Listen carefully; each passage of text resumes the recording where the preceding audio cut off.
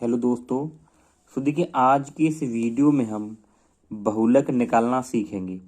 अगर आप class 10th के छात्र हैं और बोर्ड एग्जाम की तैयारी कर रहे हैं तो ये वीडियो आपके लिए बहुत इम्पोर्टेंट है, क्योंकि हर साल बोर्ड एग्जाम में बहुलक का प्रश्न आता ही आता है और वो भी 5 नंबर में। ठीक है, सो आप इस वीडियो से बहुलक निकालना सीख जाएंगे। देखिए बोर्ड परीक्षा में आपको अगर बहुलक का क्वेश्चन मिलता है तो इस तरीके से एक टेबल बनी हुई होगी और वहां लिखा होगा कि आंकड़ों का बहुलक ज्ञात कीजिए। ठीक है, देखिए सबसे पहले मैं आपको ये बता दूं कि बहुलक होता क्या है।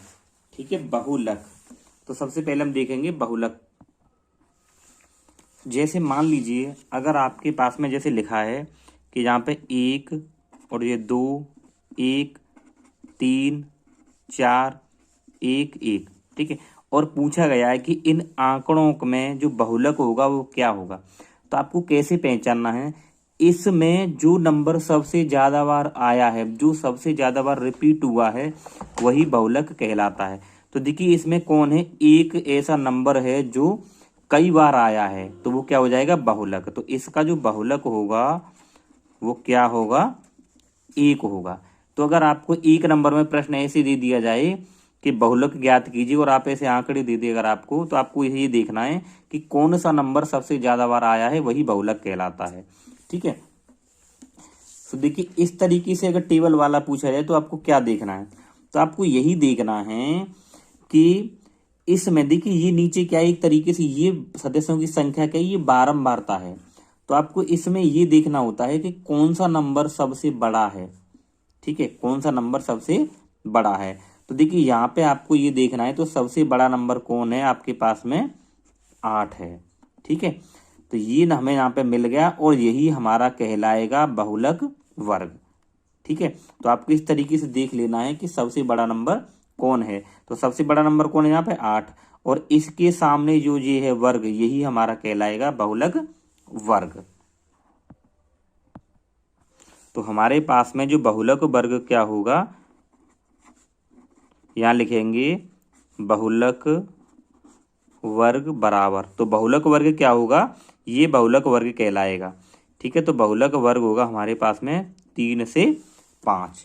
ठीक है, अब देखिए बहुलक का जो सूत्र है ये होता है कि बहुलक बराबर L प्लस कोष्टक में F1 माइनस F0 या F0 भी कह सकते हैं, और बटे में 2F1 minus F0 minus F2, और ये ब्रैकेट बंद और गुणा में H।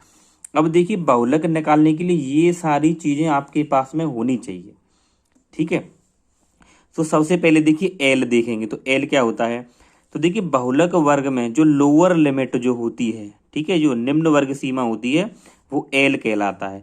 तो आपके पास में L बराबर कितना आ जाएगा, यहाँ पे 3 आ जाएगा। ठीक है, अब देखिए इसके बाद में हम क्या देखेंगे, इसके बाद में हम देखते हैं कि ये F1, ठीक है, कि ये जो F1 है ये कहाँ से आएगा। तो देखिए F1 क्या होता है, जो बहुलक वर्ग है उसकी जो बारंबारता है ये क्या कहलाती है, F1। तो हम इसको बोलेंगे F1। तो F1 कितना हो जाएगा आपके पास में, 8 हो जाएगा। ठीक है, अब इसके बाद में आता है F0 यानी कि F0 जिसको हम कह रहे हैं, ये हमारा क्या है, F0 या F0। तो F0 हमारा क्या होगा कि जो बहुलक वर्ग था हमारा, तो बहुलक वर्ग से ठीक पहले की जो बारंबारता, जो बहुलक वर्ग था इससे ठीक पहले की जो बारंबारता है ये क्या कहलाएगी, F0 कहलाती है। यानी कि हम इसको F0 भी कह सकते हैं। तो ये कितनी हो जाएगी, 7। ठीक है, अब इसके बाद में देखिए क्या आता है, F2। क्या आता है, F2। तो F2 क्या होगा, जो बहुलक वर्ग था, बहुलक वर्ग के बिल्कुल ठीक बाद की जो बारंबारता है वो क्या कहलाती है हमारे पास में, F2। तो ये कितना हो जाएगा, 2। ठीक है, देखिए कैसे, सबसे पहले आपको ये देखना होता है कि इसमें बारंबारता में सबसे बड़ा नंबर कौन है, वो नंबर देख लेते तो कौन है, 8 है। तो ये सबसे बड़ा नंबर 8 है। अब हम इसी का जो वर्ग है, जो वर्ग अंतराल है, वो क्या है, बहुलक वर्ग कहलाएगा। तो 3 से 5 हमारा क्या हो गया, बहुलक वर्ग। अब इस फॉर्मूले को देख लेते हैं कि फॉर्मूले में क्या क्या चीज चाहिए। सबसे पहले हमें चाहिए L। तो L क्या होता है, बहुलक वर्ग की जो निम्न सीमा है वो L कहलाती है। फिर क्या आता है, F1। तो बहुलक वर्ग की जो बारंबारता है हम उसको F1 कह देते हैं। फिर F0, तो बहुलक वर्ग की जो बारंबारता थी उससे जस्ट पहले वाली जो बारंबारता है वो हमारी क्या कहलाती है, F0। ठीक है, उसके बाद में देखिए यहाँ पे F2 आता है। तो F2 क्या होता है कि बहुलक वर्ग की जो बारंबारता थी उसके जस्ट बाद वाली बारंबारता F2 कहलाती है।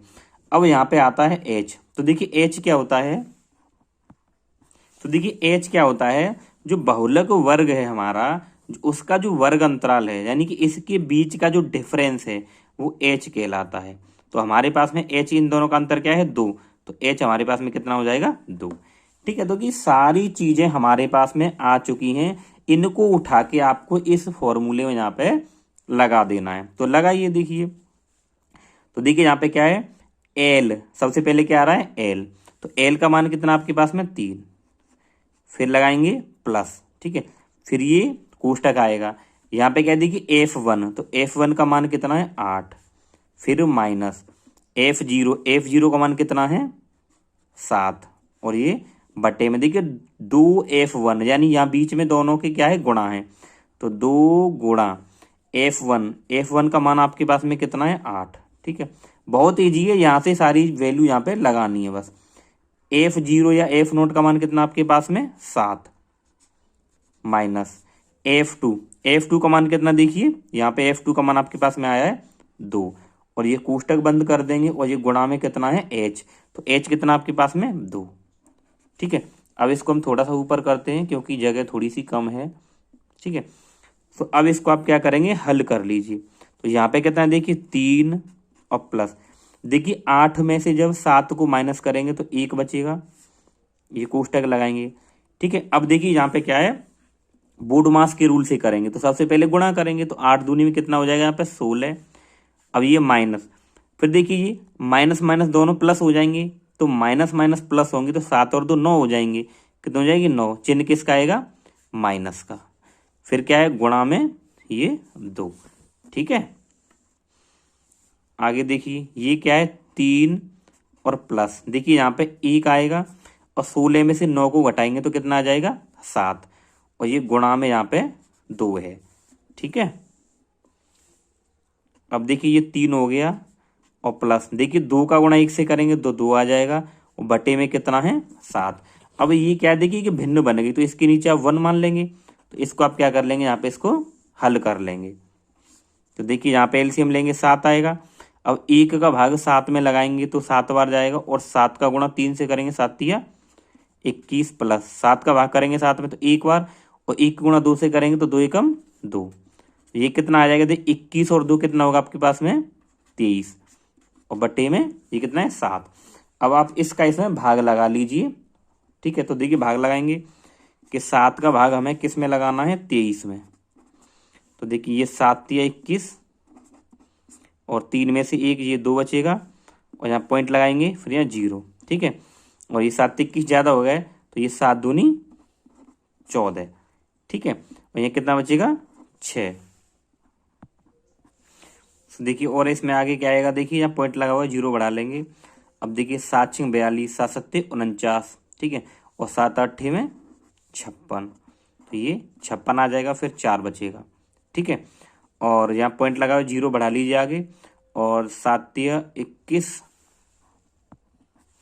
और देखिए 7 का पड़ा, फिर ये 7 पंजे 35 और 7 6 42 ज़्यादा होएगा तो 7 पंजे 35। तो देखिए ये आगे चलता जा रहा है तो हम इसको यहीं लिख लेंगे और ये हमारे पास में आ जाएगा 3.285। तो ये हमारा बहुलक हो जाएगा।